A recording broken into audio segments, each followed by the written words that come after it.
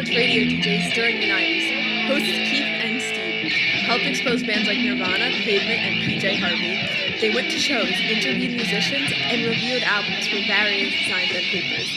They worked security at concerts and once even did load-in for Phish. Now, they're dads. Whether you want to explore lesser-known music or take a trip down memory lane, tune into the new Dad Rock. Join hosts Keith and Steve as they navigate the ages together, sharing their love of music across various eras and genres. Always well-intentioned, often well-informed, seldom boring, the new Dad Rock will expand your mind. Hello, and welcome once again to the new Dad Rock. Do you remember finding out bands from magazines? Like Circus and Hit Parader? Exactly, like not the internet. There's no internet. There's no MTV. Mm-hmm. I remember like Depeche Mode would have like a 3-page spread. It'd be amazing. Or The Cure. What was this in Tiger Beat? Probably. I don't know. It was like the only time I saw these magazines, because we didn't buy them ever, or my friends didn't get them either, was like at, there was this girl, and she skateboarded, she hung out with all the guys, and they had a quarter pipe in front of their house, so we'd ski up their quarter pipe. A quarter pipe is not a half pipe, so it's one half of the half pipe, and you're like going up their driveway, trying to get up, do a little turn, and not die and land back. But like she had all the cool magazines, and I think it was Tiger Beat. She probably had all the cool like, punk rock bands from the 80s as well. She did have an older sister. That's true. I think having older siblings is good. So the more kids you have, the better, because they all have older siblings. Well spoken as an oldest child, like myself. Well, I mean, Milo's turned out great. Like, I should have had like 5 or 6 more if I could afford them. Yeah. Probably best we don't. I mean, we need to be dads to talk about the new Dad Rock with any conviction or expertise. Do we? All right, hold on a second. Dude, the Foo Fighters is a good one. Food Fighters? There's a food fight? The Foo. There's a We had tickets. We had tickets to see the Foo Fighters at Lincoln Stadium in July. Why? They canceled the Why tour. do you have those tickets? We got them for Chrissy's brother's 50th birthday party. It was like 5 bands. You know, you're 50, you get to see 5 bands. Were any of the we have bands tickets good? to the OCs. No. We haven't done any of them. He just turned 50. We had to buy him in the future. We're not living on the East Coast yet, but we did get the... Foo Fighters is one of the 5 bands. I thought you were saying there were 5 bands at the concert. Yeah. No. Thank you. Yeah. No. So like if you were about to turn 50, which I will be in the next, I don't know, I think my mom was pregnant 50 years ago. So what 5 bands would I want to see that are out there right now? Wait, hold on. I'm gonna answer your 5 bands. It's Iron Maiden. I got one. King Gizzard, Lizard Wizard, Les Claypool in some form. I'm gonna go with Modest Mouse. Ooh, and then there's probably a band, Afghan Wigs, or how'd I do? Yeah. Of your top 5. Honestly, I would probably take 4 of those, but I would Iron Maiden I might actually swap out because I've seen them so many times. Okay. And another band that I've seen a lot of times, but not as much in the last 10 years as Iron Maiden, is Ween. I would much rather see Ween. And another band who I've actually seen before, but would really like to see again is Mercury Rev. Oh, yeah. Okay, so now you take like bands not together right now. No, Mercury Rev is together. They're on tour right now with the Brian Jonestown Massacre. I could have seen them the other night, but I didn't. I'm going to look that tour up. That sounds awesome. I saw Mercury Rev at the Independent. It was amazing. Yeah, I saw them at Bimbos, and you're going to see King Gizzard and Lizard Wizard there. The other band I've never seen any of John Dwyer's bands. I would like to see an OCs. Well, you've never seen an OCs show? In any form. And of course... Never? And, you know, the number one who I've never seen is Tom Waits. So, I mean, I guess I just went against all 5 of those, but all those bands I would really like to see again. Yeah, no. My list was based on an again, but I like your list of I haven't seen too. Mm-hmm. the bands I haven't seen, it's hard to think of, like Miles Davis. He's dead. Like I think I list a bunch of dead people. Like I never made it to a Nirvana show. I think you might have in Buffalo. I didn't go to Nirvana, and honestly, it was one of those things that, I mean, not to be glib about it, but by the time, Kurt passed away, they were kind of, in some ways, a little bit past. Yeah, but also, for some reason, I imagine the Rage Against the Machine and Cypress Hill shows we went to were probably better than any Nirvana show. Yeah, and we also saw Smashing Pumpkins around then. We saw Beck around then. We saw Ween around then. We saw a lot of those bands. And I had the opportunity to see Nirvana. I didn't take it up. And even to this day, I'm like, oh, damn. I don't feel that way. What I feel good about was seeing Nirvana on that New Year's Eve concert in... Yeah! Like, we watched that live on MTV, like, back in 93 or 94, and that was amazing. Yeah, it was amazing. I saw Unplugged live, like, when that was being broadcast, I watched that. Those two things, to me, that almost replaces seeing them live. It does, because live mattered then. Now everything's on YouTube. Yeah. If you didn't see them, like, at the time, what many young people may not know is, if you didn't see the live thing, you were never going to see it again. Yeah. Or maybe you would, for the 120 minutes or whatever, or the acoustic set, but, you may not see it. It's live. Yeah, that's why I still like live shows. Right. I mean, my first semester when I was a college radio DJ, I know it's in the bio, I actually was a college radio DJ. And my first semester Nirvana was when Nirvana Nevermind came out. So we had, we're part of the promo circuit. We had that album before it came out. It wasn't released until September 24th of 91, but we at the college radio station already had it. So I was playing it at the beginning of the semester, September single digits. I'm playing Drain You on the radio station. So I had that. You were an early influencer. You were the earliest influencer. The first influencer. So by the time I had the opportunity to see them in 94, I was just like, whatever. Yeah. Because when they hit with Nevermind, it was so big. And In Utero was a good album, but it was... I agree. It wasn't a live band I felt I needed to see. It was more micro, yeah. Yeah, it was also the wrong time because we'd have to drive to a show. Yeah, we had to go to now. Yeah. So after 97 or 96, 97, when I got to San Francisco, I have no excuses for anything. Yeah. I gotta tell you, literally my favorite show was Juice WRLD ever.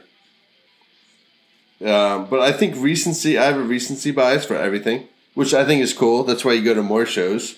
You're like, that show was awesome too.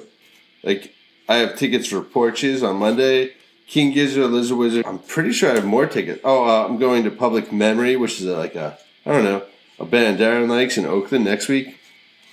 I love shows still. Yeah, I'm just too far out in the suburbs. I would have gone last week on the same night as Mercury Rev and Brian Jonestown Massacre. They were playing Brooklyn Steel. Same night, Sparks was playing at the Town Hall which is in Times Square. You mentioned Sparks the other day in a text message. Who is Sparks? All right, so Sparks is I guess they're actually brothers. They're real brothers, not like Gene and Dean Ween, who are fake brothers, but actual brothers. And I first heard of them because they did an album with Franz Ferdinand. Do you know Franz Ferdinand? I do. Franz Ferdinand is like a Scottish dance punk kind of band. Started out in the early 2000s. Yeah, they got good songs. Yeah, totally. They have 5 or 6 albums. I think they're really catchy. They're really fun. They're kind of synth-based. They're kind of poppy. I enjoy them. I like their songs. Anyway, so they did a collaboration album with Sparks, maybe back in 2015 or 16 or so. I was like, oh, what is this Sparks thing? And Sparks turns out to be this band that started way back in the early 70s. They're two brothers that are older than my dad. Maybe, I don't remember how, and probably your dad too, Keith. My dad was born in 48, so Yeah, my dad was 46. Yeah. So I think it's an older brother who might be a little older, and the younger guy might be 46 or 48. Anyway, they started out in the 70s as like, any 70s kind of pop, guitar-driven pop band might sound. So Todd Rundgren is the guy who finds them, and it's basically his girlfriend is also like the girlfriend of the singer of Sparks, and she's like, you should check out this band, and so they released an album as Half Nelson, which was their band, and it doesn't really do anything, and so a couple months later they're like, all right, let's do this, let's put a new cover on the album, and you guys are now called Sparks. And they released the album, and it became like a minor hit. Like, it was the same record. They just put a new cover and a new band name on it. Yeah, I've thought about that a lot. That makes sense. It makes perfect sense. Mm-hmm. So anyway, they started out in the early 70s, and they played a couple albums as this, if you think of the early 70s guitar-based rock band. And then their third album, they fired the rest of the band, moved to England, and started becoming like a synth-based band. And one of the first songs that they had out was This Town's Not Big Enough for the Both of Us, which coincidentally, you know this song because you've been hearing it recently on an Apple ad. And it's like, this town's not big enough for the both of us. And it has this very choral singing, and it's like, do, do, do, do, do, do, do, do, do. And one of the things it reminds you of immediately is Bohemian Rhapsody. So, one of the things, I've been familiar with Sparks, so I know them, and I was flipping through Netflix the other night, and I see there's a documentary on Netflix about Sparks, and it's directed by Edgar Wright. Do you know Edgar Wright? No. He worked with Simon Pegg. They kind of came up together. They did a couple movies together, like Shaun of the Dead and Hot Fuzz. Anyway, so he's a director, and he directed the documentary. I'm like, oh, Sparks and Edgar Wright. Let me watch this. So I just watched this documentary, and I'm all of a sudden the next day I'm hearing this commercial for Apple, and it's This Town's Not Big Enough for the Both of Us. And anyway, in the documentary, what they're showing is around this time, which is like 1974, Sparks is big enough to be the headlining act on tours, and one of the opening bands is Queen. And you're hearing this song that's like prototypical, similar sounding to Bohemian Rhapsody, and meanwhile it was like years earlier, and Queen had been one of the opening acts. And I'm not suggesting that Queen stole the song. Queen wrote the song on their own, but it was not as singular or as big of a departure from the rest of the music of the era as you might think, because that became the lodestar for that type of song. But Sparks did the same thing 2 years ago. Wait, I'm sorry. What was the same thing they did? This Town's Not Big Enough for the Both of Us. Oh, the same song. Listen to that song, and then listen to Bohemian Rhapsody, and then understand that Sparks was the headliner, and Queen was the opening act. That was the song they played, and Queen had not yet written Bohemian Rhapsody. That's pretty awesome. But the crazy thing, they go through, and they were always on the cutting edge. They were in like 1978 or 79, they did an album with Giorgio Moroder. And, he had kind of became this go-to electronic artist and inspired a lot of people. Daft Punk wrote a song about him, just a couple of years ago. But they were always on the cusp. They were not afraid to reinvent themselves along the way. And throughout the 70s, they were always almost one step ahead of the trend. Mm-hmm. And therefore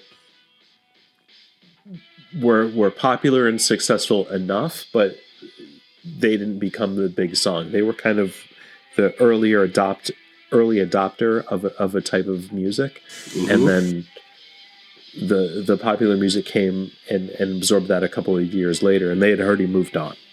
They did duets with the Go-Go's remember Jane Wiglin of the Go-Go's in the early 80s. Like they were there at all of these critical points, but almost were too early, and continue to put out albums. They have like 25 albums or something, and they're still continuing to this day. Yeah, I have a lot of albums to catch up on. But Sparks, I would check out the album Number One in Heaven. Mm-hmm. And I would look for the song This Town's Not Big Enough for the Both of Us. Would probably be my first way in. But they have many different ways to get in. What made you bring this up tonight?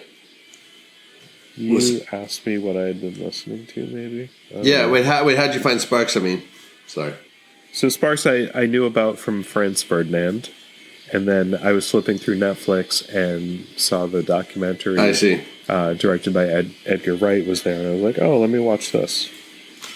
That's cool. Did you see the Jimmy Kimmel one where the kid put the dad's CD into his car and found out his dad wrote a song like 50 years ago that was never released? Yeah, wasn't that guy? He was in a pretty popular band though too, wasn't he? Wasn't he like a? Was he the roadie or the bassist for another band? Is that what you're saying? Yeah, I think he was more than that. I think he was like a member, a participating member in like Boston or something. Yeah, it was Boston. That's right. Yeah. Yeah. Okay, so it's not as crazy because he was already that awesome. All right, fine. Yeah. But it was a good song. Yeah. So back to Sparks, their first album, Half Nelson. Again, it was like a 70s kind of generic AM radio rock. Kimono My House, that was their third album. That was the one with Bed's Not Big Enough for the Both of Us from 1974.